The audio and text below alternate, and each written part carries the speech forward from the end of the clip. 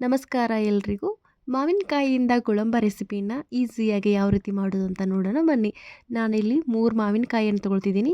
ತೊಳ್ಕೊಂಡ್ಬಿಟ್ಟು ಒಂದೊಂದಾಗಿ ಮಾವಿನಕಾಯಿನ ಈ ಥರ ಸಿಪ್ಪೆ ಸುಲ್ಕೊಳ್ಬೇಕು. ಮೇಲಿರುವಂಥ ಹಸಿರು ಭಾಗನೆಲ್ಲ ಈ ಥರ ಕ್ಲೀನ್ ಮಾಡ್ಕೊಳ್ಬೇಕು.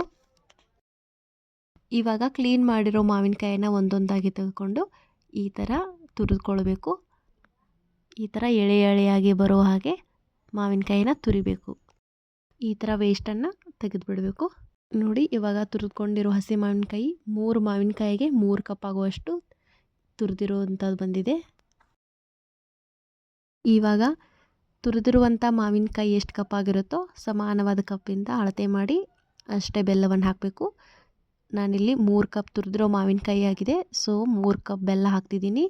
ಇವಾಗ ಒಂದು ಪಾತ್ರೆನ ಬಿಸಿಯಾಗೋಕ್ಕಿಟ್ಟು 2-3 ಟೇಬಲ್ ಸ್ಪೂನ್ ಆಗುವಷ್ಟು ತುಪ್ಪ ಹಾಕಿ ತುರಿದಿರೋ ಮಾವಿನಕಾಯಿನ ಇದಕ್ಕೆ ಹಾಕಿ 2 ನಿಮಿಷ ರೋಸ್ಟ್ ಮಾಡ್ಕೊಳ್ಬೇಕು. ನೀವು ಇನ್ನೂ ನನ್ನ ಚಾನಲ್ನ ಸಬ್ಸ್ಕ್ರೈಬ್ ಮಾಡ್ಕೊಂಡಿಲ್ಲ ಅಂದರೆ ಪ್ಲೀಸ್ ಸಬ್ಸ್ಕ್ರೈಬ್ ಮಾಡ್ಕೊಳ್ಳಿ.